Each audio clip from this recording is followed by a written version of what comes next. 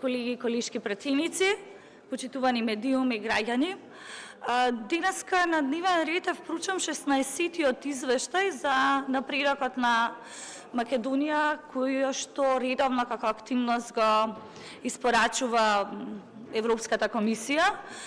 И именно чинам дека на самиот почеток е исклучително значајно да ги адресираме оние лажни вести, манипулации, меѓутоа и би рекла невообичаени однесувања и пресконференции на одредени политички субјекти како не баре за прв пат да го читаат извештајот.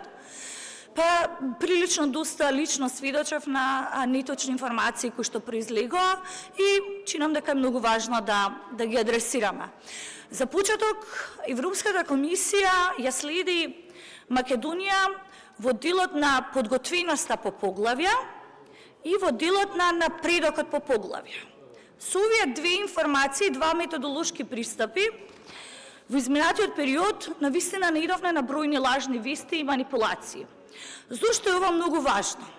Европската комисија забележува дека Македонија го задржува трендот на раст во делот на подготвеноста по поглавја, и тоа значи согласно методолошкиот пристап од независна анализа направена од парламентарниот институт, оваа година имаме вкупно 3,11 оценка за нашата подготвеност пред се институционалната подготвеност на земјата. Значи таа тенденција на раст почнувајќи уште од 2009 се задржува. Оно што е многу охрабрувачки, би рекла еден охрабрувачки благ, но многу значителен раст, е впрочем последниот извештај, каде што после два, би рекла, најлоши извештаи во делот на владењето на Социјалдемократскиот сојуз ДУИ, а тој извештајот од 2023 и 2024, оваа година конечно Европската комисија забележува еден благ охрабрувачки раст, а тоа е 1,55 како оцена. Во споредба само со претходните два извештаи, во 2023 имаме 1,52, а 2024 1,42. За споредба, најдобрата оцена која што Македонија има добиена токму од Европската комисија е впрочем годините кога ја добиваме визната либерализација, а тоа е од 2010 и 2011. Би сакала во интерес на времето да адресирам две многу значајни кластери, а тоа е пред се надворешните односи, кластерот за надворешни односи, односно надворешната и безбедносна политика. Зашто е ова многу важно? Заради тоа што во изминатиот период опозицијата се обида да создаде, би рекла, и на хистерија или паника, дека не баре Македонија во некој даден момент го напушта принципот на целосно усогласено со надворешната и безбедносна политика. Овој пат токму демантот за опозицијата, на охрабрување и на вистина на една позитивна оценка дојде токму од Европската комисија, каде што вели дека Македонија е повторно во целост согласена со со надворешната и безбедносна политика. Меѓутоа, она што дополнително е новост во овој кластер е што и за прв пат се споменува договорот кој што го подпишавме за одбрана и стабилност. Македонија подпиша, односно Министерството за одбрана подпиша договор за одбрана и стабилност, односно безбедност и стабилност, токму со Европската Унија, и впрочем тоа е забележано во самиот извештај, се разбира и пристапувањето кон СЕПА кога станува збор во делот на надворешните безбедносни односи. Оно што е многу значајно е дека во овој извештај покрај генералната надворешна и безбедносна политика Унијата и не оценува во тие добрососедски односи со регионот, меѓутоа и со земјите кои што пристапуваат или аспирираат за полноправно членство, па така да во однос на регионалната соработка со исклучок на нашиот источен сосед се забележува одличната, односно добрата регионална соработка, меѓутоа се забележува и добрата соработка која што имаме и со Украина, Молдавија и Грузија.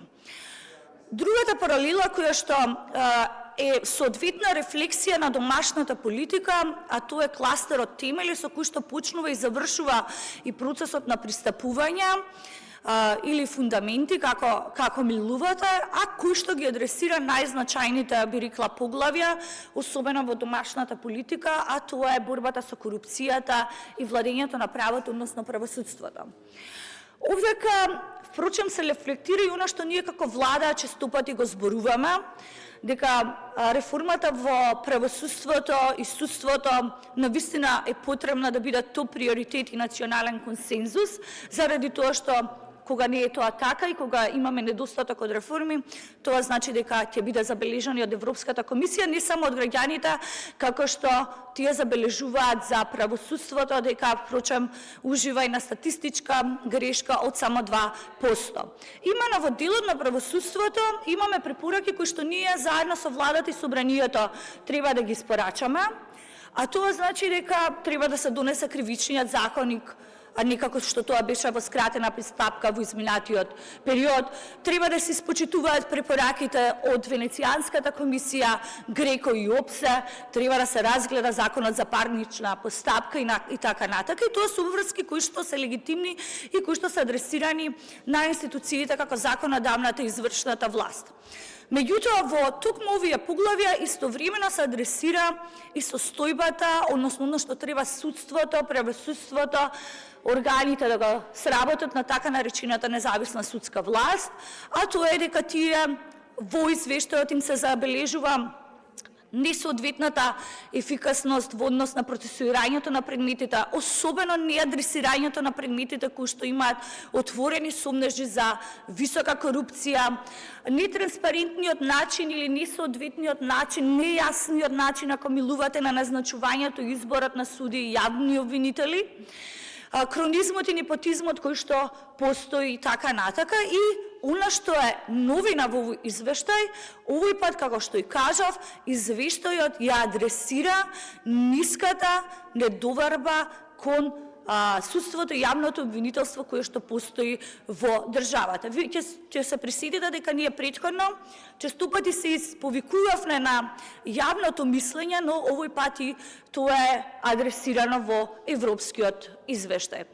Во делот на собранието се поздравува што конечно не се злоупотребува европското знаме, туку оние скратени постапки се во делот на усогласувањето на законот за органите, односно закон кој што го донесовме со цел на промена во делот на министерствата и нивно усогласување и надлежности.